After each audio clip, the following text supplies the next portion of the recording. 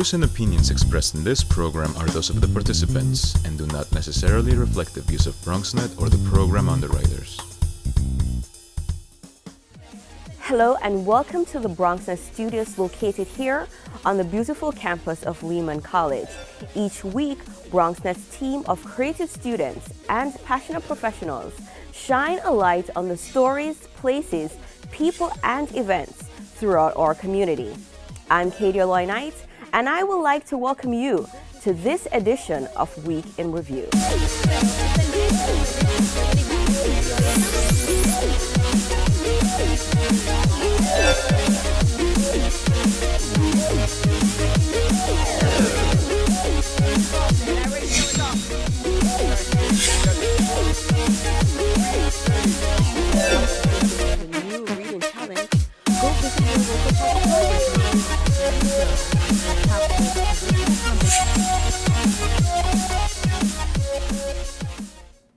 Hello and welcome. I'm your host, Katie Knight.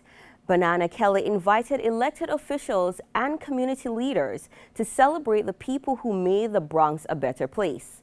Reporter Nancy Asiyama has the story. Starting the holiday season off on a good note, Banana Kelly invited many elected officials and community members to Hostos Community College, celebrating some of the notable achievements in the Bronx. The people make this city.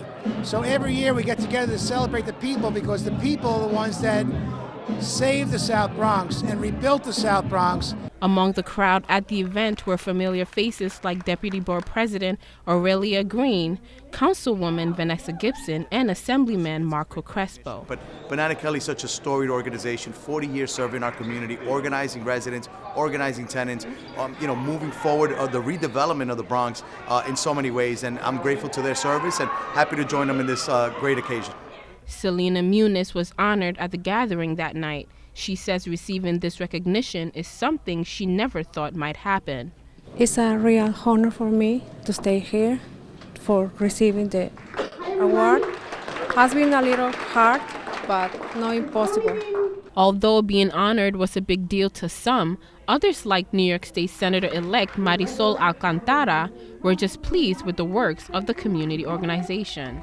Banana Kelly has been at the forefront when no one wanted to be in the Bronx, the South Bronx, when there was no Mott Haven or Soundview or any of those quote-unquote cool communities.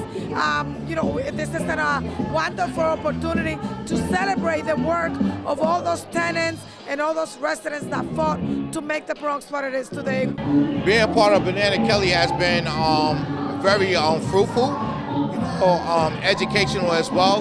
It has allowed me to be a voice for the community and advocate for affordable housing.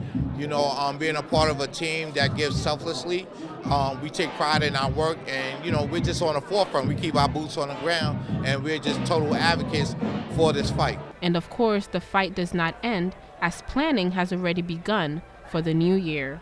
This is BronxNet's Nancy Asiyama. Robin C. Spencer held a book reading of The Revolution Has Come, Black Power, Gender, and the Black Panther Party in Oakland at the Lehman College Library, where she talked about the inspiration behind the book. Reporter Christina Lane brings us the story.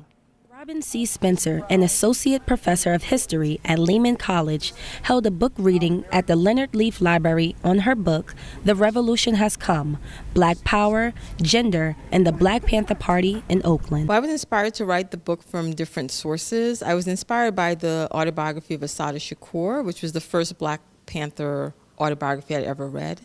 And her story of struggle and sacrifice and commitment really changed my life. She was someone who grew up in New York. She was talking about BMCC, places that I knew.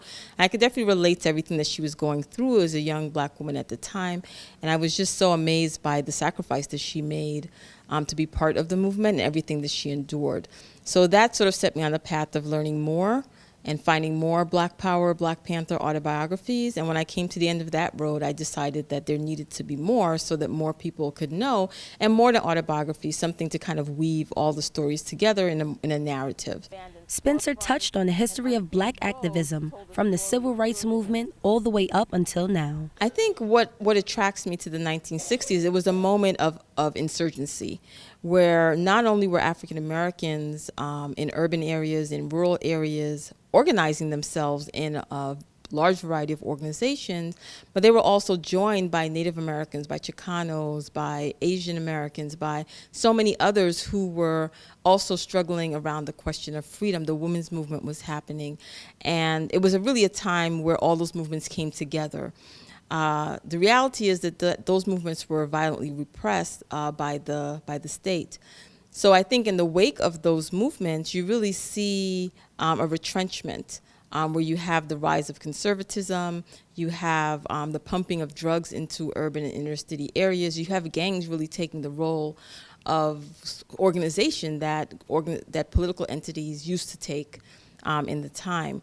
And I think that now that we're in another moment of insurgency and uprising, especially I think many people feel galvanized by the killings, especially I think going back to Mike Brown and even the juxtaposition of that with then other activities that were going on and other incidents of police brutality. I feel like there's kind of a crescendo that's happening, and the emergence of Black Lives Matter as a slogan first, now as a movement, an organization with chapters that you can join. They put out an actual policy statement. They engage with the elections. They engage with grassroots protests. There's so many groups like Black Youth Project, like Ella's Daughters, that are happening. So it really feels like this is another moment where young people are organizing. And it's nice to see that there remains to be some intergenerational communication around legacies of struggle. Zwaylin Hale, a graduate student at Lehman, described her thoughts on the future of Black activism. Women are always at the forefront or behind male leaders and those who don't lead and follow. I believe that women should be activists in their homes with their children and promote their spouses, husbands, boyfriends, to be activists as well, and to kind of take a Spike Lee Chirac approach to, without peace there'll be no love, and to try to display that in the home as well. And that might get the men moving and other women moving as well. The Revolution Has Come provides a panoramic view of the party's organization over its 16-year history and truly demonstrates how Black Panthers embodied Black power through national activism, interracial alliances, and commitment to address state violence. I'm Christina Lane, reporting for BronxNet. The second annual Bronx Bombers Ball was held in Guastavinos in Manhattan, where the Bronx Bombers celebrated a season of many victories. Let's take a look. After a season of many victories, the Bronx Bombers celebrated their achievements at the second annual Bombers Ball to benefit the Bronx baseball dreams at Guastavinos in Manhattan. It's an amazing feeling. It's an incredible honor, and I'm really proud of what this organization has done, and I'm really excited for tonight. I think it's an amazing opportunity. With baseball, you get the opportunity to hopefully play one day in college, which pretty much all the boys here are going to have the opportunity to do. The Bombers were graced with the presence of Major League Baseball's first baseman and designated hitter, Eddie Murray, best known as Steady Eddie, who was excited to see the young men gravitate to the game of baseball. It's always nice to see, kids this young striving for something, and hopefully not letting anything, get in their ways of trying to have their dreams. Steady Eddie was not the only one full of excitement. Eric Selmer, president of the Bronx Baseball Dreams Foundation, says having the kids come together is a well-working platform for them to have a path to college, that being one of the team's goal. You have to have a life after baseball, too, a career after baseball. You can't play baseball forever, unfortunately. And for most people, baseball's a very small percentage of their lifetime. So you have to prepare for that life after baseball. So I think most of our kids, as good as they are pretty realistic about, the future and their careers, and know that, they have to supplement it or do something else at some point. And they're very mature and kind of wise in that way. I watched the process, I watched them grow. And basically what they did, they built a standard that grew from year to year, and now the expectations, their own expectations, every time they hit the field are high, and they look to compete at a very high level in an extreme competitive way. And you can say that being competitive has gotten these young men pumped and ready for anything the world throws at them. We put in so much work, and to get the gratitude for all the hard work we put in, it's a great feeling to have. And for all these people that we have here, the way they back us up is so perfect that even if we struggle, we know they have our backs to strive for great, and it's just a great opportunity that we have here, and I'm grateful for everything I got. Seeing their hard work pay off, the parents, coaches, and legends at the ball simply watch the Bombers bomb the night away. Nancy Asiama, BronxNet. Award-winning poet Peggy Robles Alvarado partnered with Bronx-based visual artist and photographer Daisy Arroyo to capture abuelas as artists, dancers, drummers, and rebels redefining themselves. Together, they created the Abuela Stories project. BronxNet has the story. A collection of inspiring women gathered here today at the Bronx Museum to share their Abuela stories.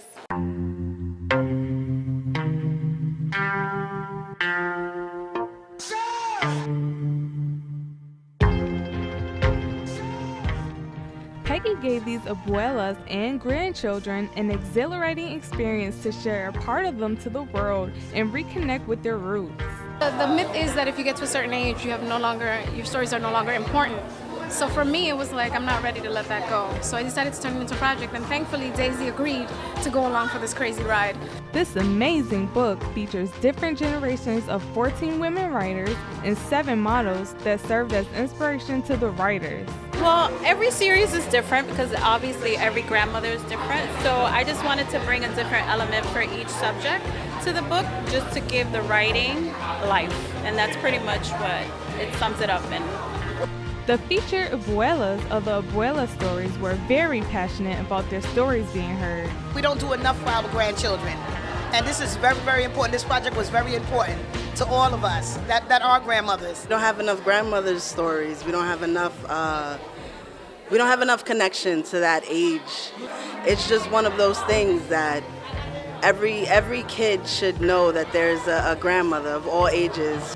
With each poem read tonight, the spirit of the women highlighted within the book comes alive, and in that, their stories are honored.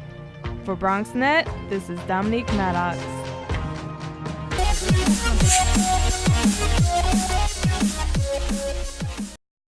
It's not always easy being a dad. Do you have panda asthma too? Does that run in the family?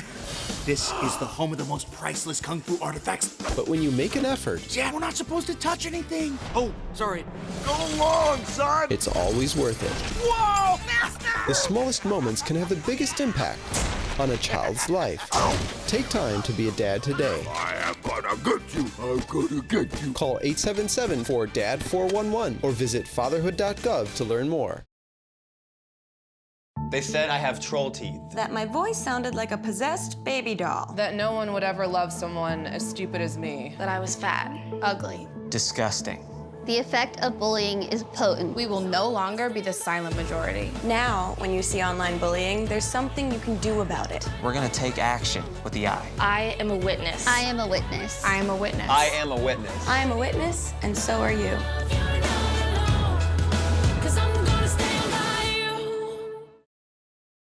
There's one thing you can never have sex without. It's not something you buy. Or something you take. In fact, there's only one way to get it. It has to be given to you, freely. It's consent. Because sex without it isn't sex. It's rape. Consent. If you don't get it, you don't get it. It's on us to stop sexual assault. Learn how and take the pledge at itsonus.org.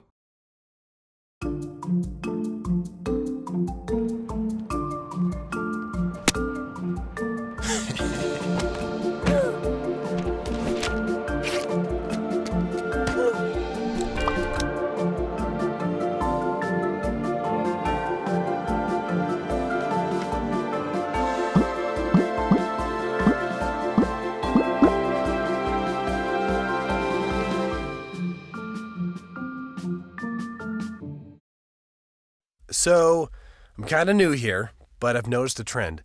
My human does this funny thing where she goes around and gets all my toys, and then she hides them in that basket by the door. But it's always the same basket, and it's always in the same place. And then she acts so surprised when I find them, but, she's putting them in the same basket again. It's like, hello, that's where you put it last time. You were the worst at hide and go seek.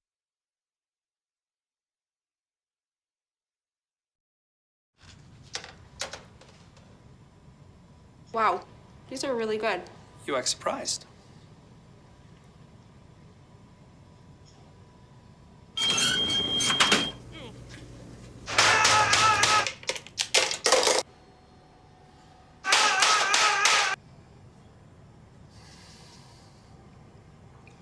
Practice makes perfect. You don't have to be perfect to be a perfect parent. There are thousands of teens in foster care who don't need perfection. They need you.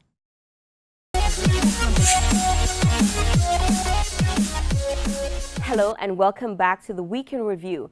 If you missed any part of the show, be sure to check out all these stories on BronxNet.org and FiOS Channel 33 or Cablevision Channel 67. Assemblymember Mark Jonai made the announcement that he will be running for the City Council of the 13th District in 2017. BronxNet has the story. Assemblyman Mark Jonai made a public announcement to his constituents that he would be running for City Council of the 13th District in 2017.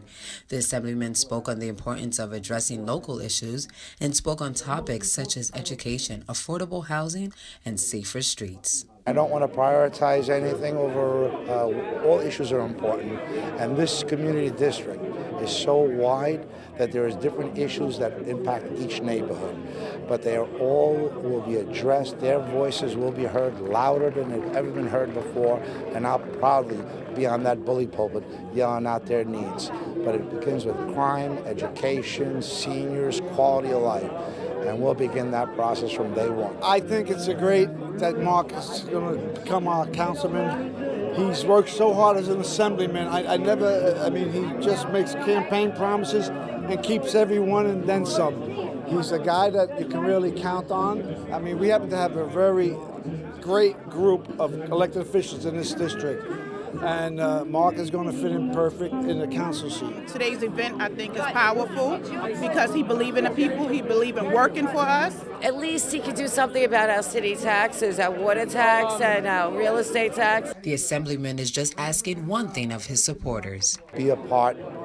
Bring the issues to my concern. That's first and foremost. Assemblyman Jonai's race for City Council will take place in 2017, and elections will take place in the latter part of the year. In the meanwhile, he'll continue to serve his office of Assemblyman right here in this neighborhood. For BronxNet, I'm Veronica Guiti. Professor Jennett held a lecture at the Lehman College Library where members of the Lehman College community learned about the capitalist origins of silver mining. Reporter Nancy Asiyama has the story. Members of the Lehman College community met up at the Leonard Leaf Library to listen to a lecture about the capitalist origins of silver mining by Professor Jennett. I want them to be intrigued, to feel curious about history, the relevance of history for understanding where they are, who they are, how come mining, agriculture, raw material industries are so prevalent, omnipresent, and why is it so difficult for us activists, miners, this is a big discussion now in the US, why is it that it seems that mining is kind of eating alive the Earth's crust? What is it that we can do and what can we learn from history? The students and professors at the discussion got the opportunity to learn about the roots of capitalism and the impact it's had over the years. One thing that I learned was that capitalism is had much more earlier roots than I learned previously, because usually when you think of capitalism, it's much more a modern idea. But the fact that it was existing during feudal Europe, when, during the medieval era, when the Ottomans were in power, it was very surprising to learn. What really stuck out to me was the fact that the differentiating perspectives of mining in Islamic civilizations versus European civilizations, and how in Islamic it was more like the government-owned bureaucratic system, whereas in Europe it was more like private shareholders and things like that. While the students learned that, Professor Grella also wants them to take this from her lecture.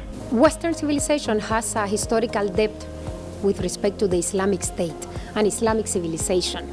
But as part of that historical depth is the recognition that capitalism, economic development, material progress, technological change, that possibly Christendom and Islam, right, they contributed, but possibly contributed in uneven ways. We still need to dig history for understanding the proper role of Christendom and Islam in the making of Western civilization.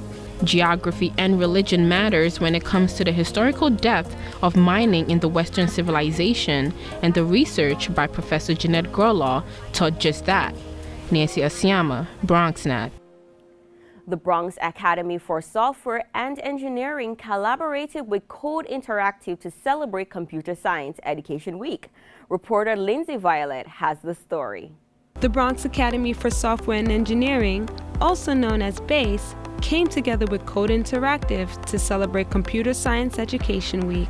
The event included local officials along with prominent people from the tech world to encourage and discuss the importance of computer science. We're here to celebrate what these kids are learning and hopefully continue to spread computer science education to all schools across the borough of the Bronx and across the entire globe. I'm here just to say thank you for this organization for bringing these great programs here, because this provides skills to young people so that they can actually be successful in this coming world. Students at BASE got the opportunity to show off their innovative projects, and one group decided to create a public health app as a result of Ruben Diaz's campaign, Not 62. We were ranked 62. We want to get higher, and our website has information on health about our app. Our app will plan on making it would be like an interactive app where you can measure your fitness every day, just like a normal exercising app. While some students created apps, other students, such as the robotics team,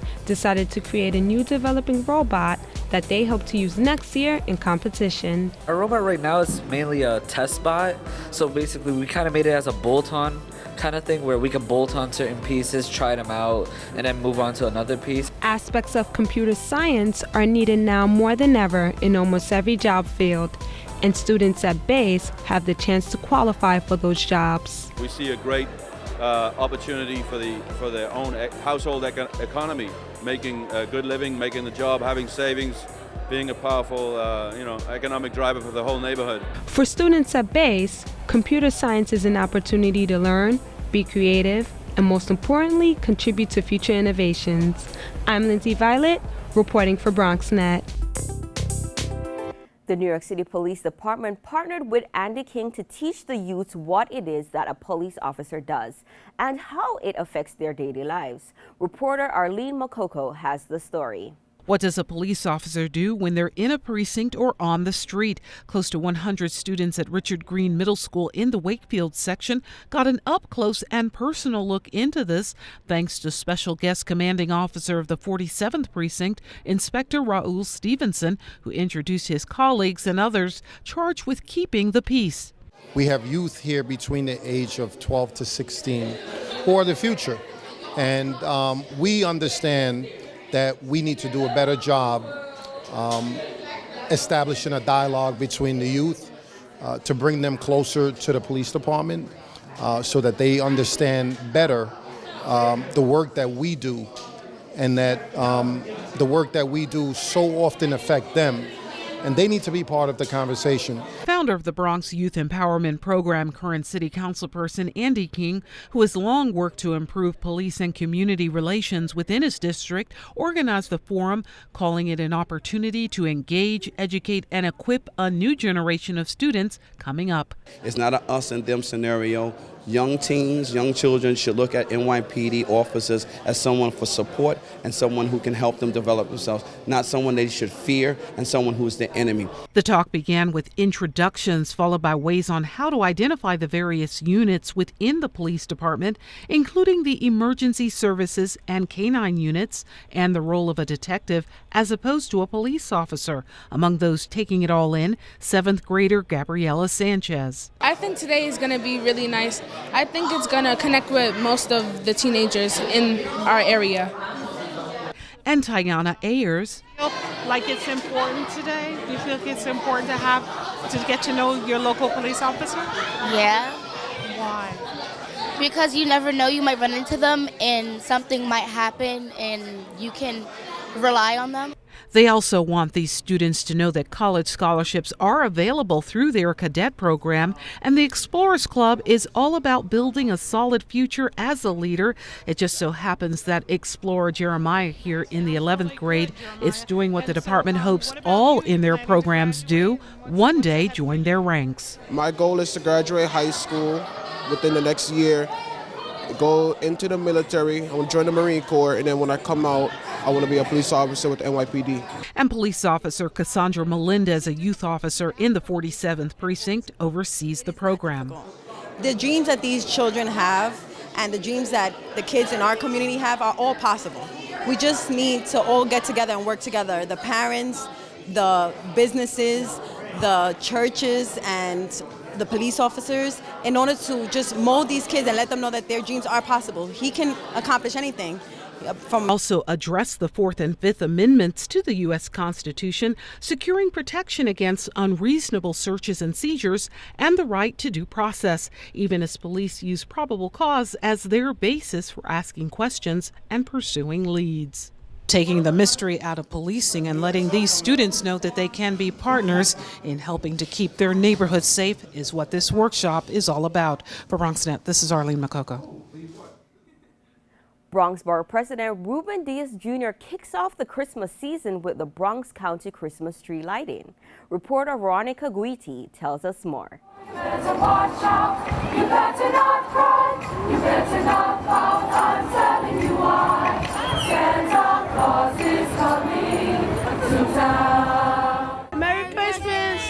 We are kicking off our Christmas season.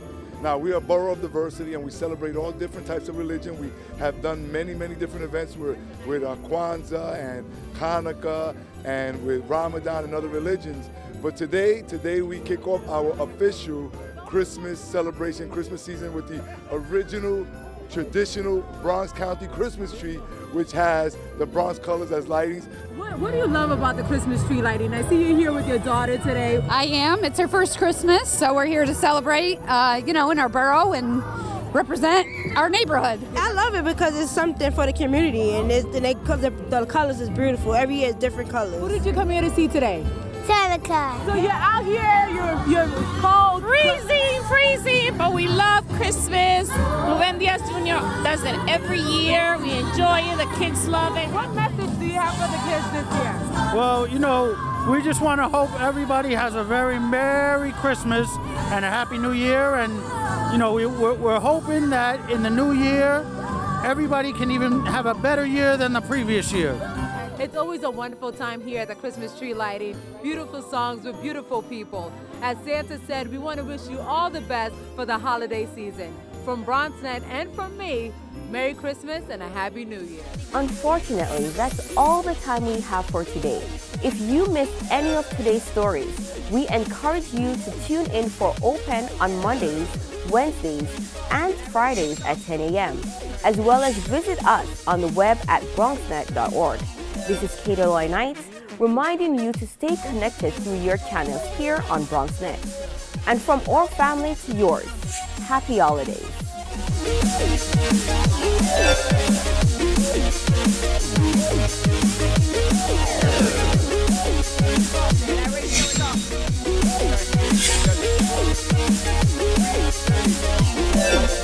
The new reading challenge.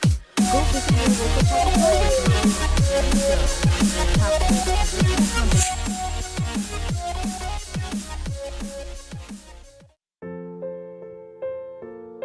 This is why you took a second job. Why you taught yourself how to fix the plumbing. Why you'll do whatever it takes to keep your home. And that is why we want to help. We are making home affordable, a free government resource that can make paying the mortgage easier. Call 888-995-HOPE today.